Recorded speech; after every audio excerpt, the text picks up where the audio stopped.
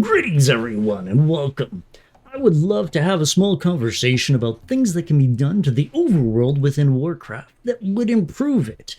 It's not going to be a maudlin conversation that's downtrodden in all of the negatives, but more so focusing on the positives and the things that can be done and changed within the world itself that might make it a more entertaining and better place to be.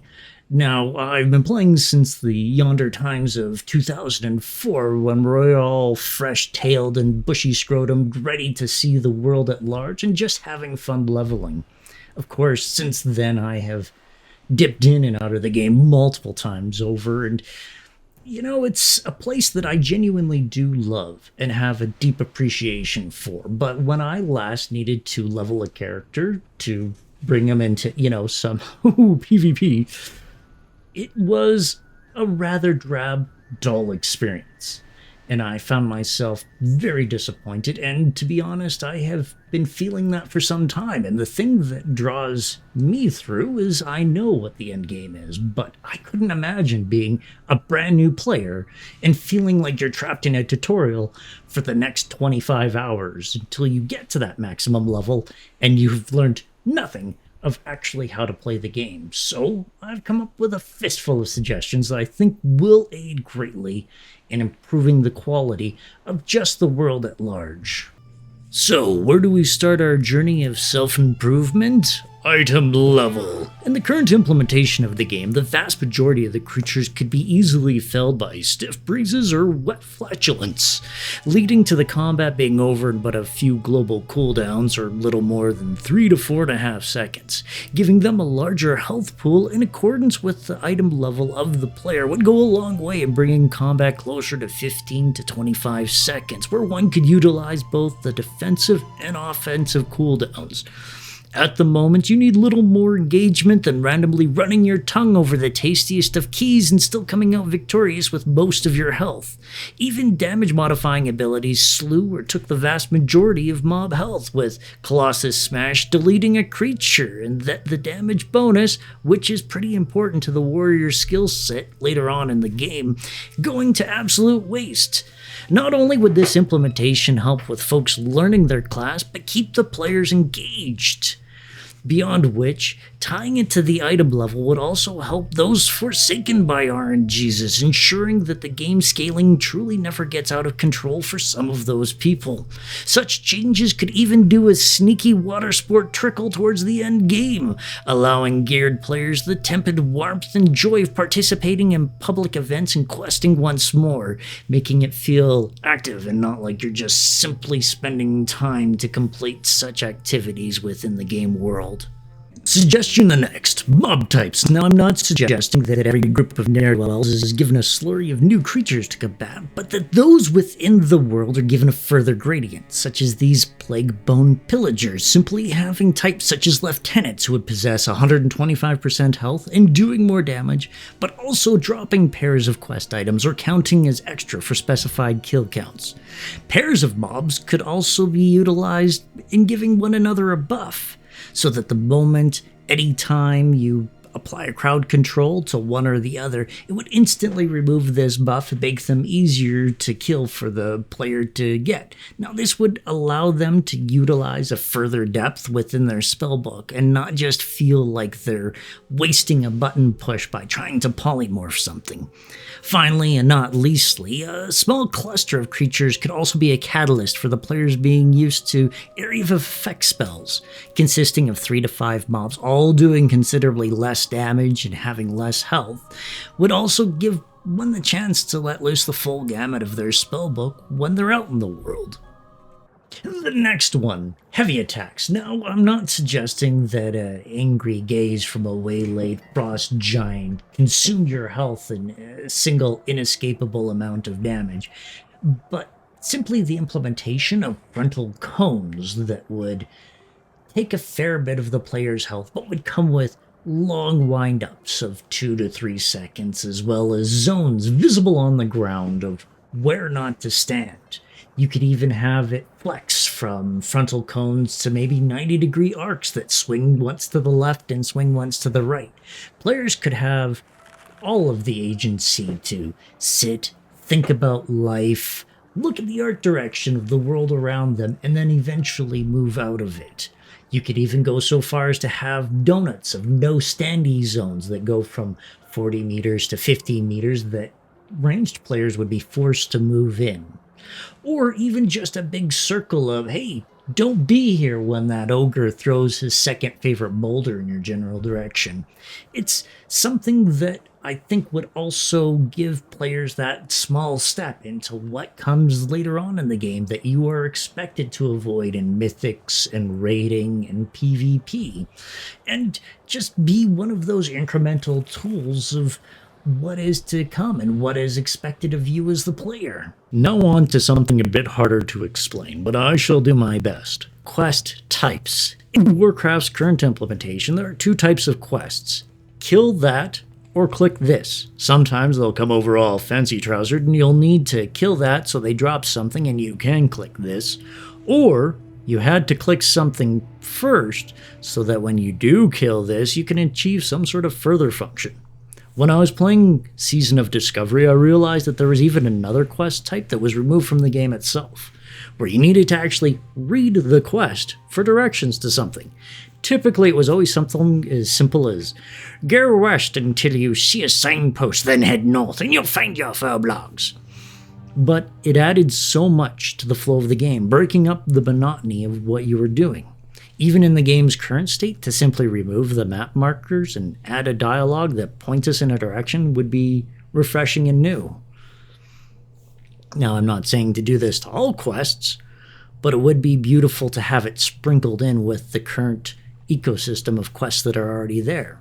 You could also add fail states to vehicle quests. Now, I didn't mention vehicle quests earlier, both for comedic and dramatic effect, but more often than not, you're tasked to sit in some sort of device and click a single button to try and kill things for a set amount of time, and there's no way that you can fail or goes wrong, and it just takes players out of the game and makes it feel like you aren't actually doing anything, you're just putting in time. Puzzles. For a dwindling moment in time, there were various puzzled quests throughout the Battle for Azeroth. Even now, some buffs and delves will make you play Pipe Dream or Light Break 2 Electric Boogaloo. You could push this even further by bringing back matching games or have some sort of runic Sudoku. What would make it bearable would be to have an easy and hard mode selectable by the player, then after a set amount of time and or moves, a small button appears in the bottom right-hand corner and completes the puzzle for you. It would both offer something new and different and allow people to move through it if it's not their particular cup of jam. Timed courier events. With dragon riding and the drive system, it wouldn't be hard to implement something that would have the player go from hither to yon, taking something in a set amount of time. You can again have a selectable function of where you could either do slow flying or dragon riding.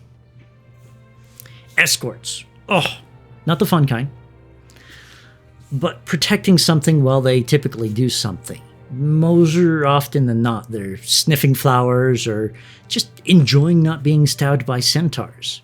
Even if it isn't loved, having them in the game makes it a better place, especially when they use these quest types sparingly. And lastly, detective quests could be added, something that wouldn't be affected by quest lines or campaigns, but that the player is presented with various clues within an area or dwelling that would lead him in a direction to find a person or the items. Even adding singular red herrings. For instance, correct clues could lead players north. The obviously fake one would lead them south. And following the incorrect clue would have a small dialogue that lets the player know that they might be in the wrong place and that they need to investigate the original area once again. Another monolith that shrouds the world in questing at large is standardization. Now, what I mean specifically is the amount of quests offered at a quest hub.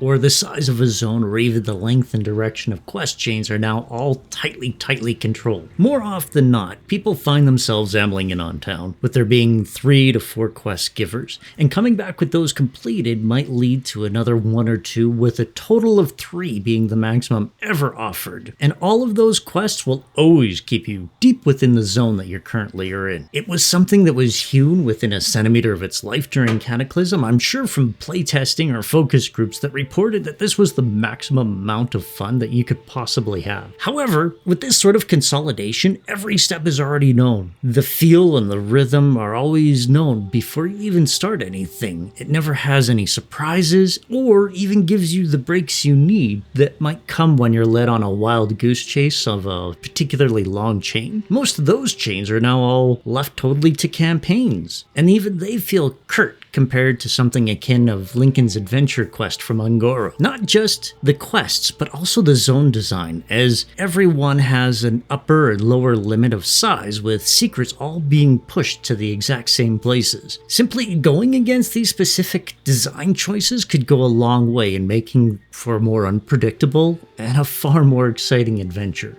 Elite Zones. Once upon a time, there were multiple swaths of elite zones throughout the world at large, causing the mewling adventurers to band together and do the most heathen of actions, communicate with one another. Well, it was the Cataclysm that brought on changes of phasing these quests completely out of the system. I'm sure the thought process then was that many weren't doing that content, though some still were, and typically more often than not, if someone would put the call out in general, they would gather a group together and get it done. I brought us here to Stonewatch to show that not all of the places were converted, but some were left empty or fell victim to a system of phasing introduced during that expansion. It would be possible to make it worthwhile to do these quests once again through a few incentives.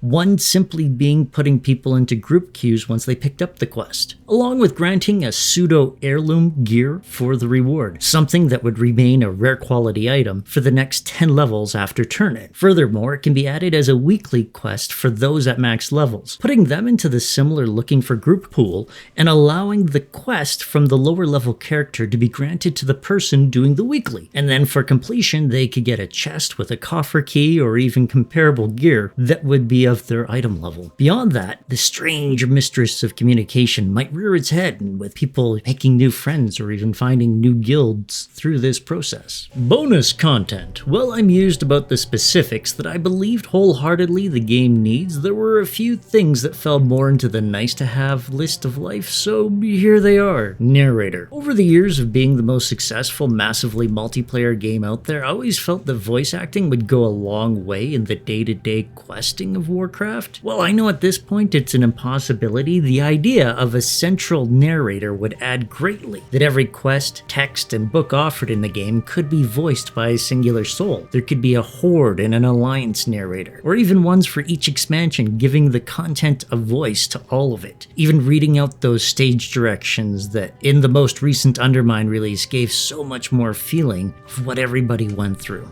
A specialization tutorial at level 10. Another more difficult one to hammer out, but a curt tutorial for those who just selected their first specialization at 10, showing them the defensive and offensive capabilities and the combinations in a very scripted step-by-step manner. A mage could have someone rush them and then show Frost Nova and tell them to press the button, then explain that now they have time to cast or run away, then have an NPC friend overwhelmed and then shown to use Icy Veins, then to have them attacked while Frost Nova is on cooldown and show them Ice Block. It would let a new player have an idea of what to pick and how to use those spells. Class quests.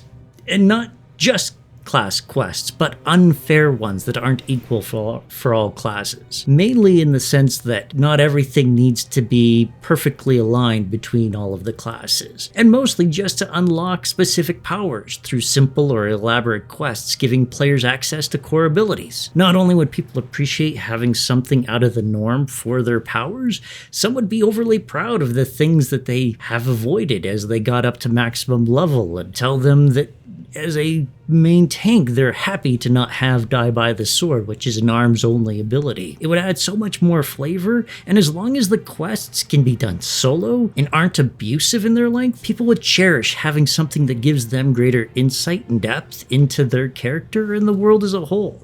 And a small aside, something that would allow a maximum level character to speak to Chromie and go through the zones and the past campaigns at those levels. Having everything fall to the wayside with a furious wink from the player's angry nipple makes for a boring slog. If you could be engaged at those levels and experience stone talent at the level that it was meant to be, it would be such a rich thing for players to go through and add more control and depth to the world at large, because then they could also opt not to be part of that.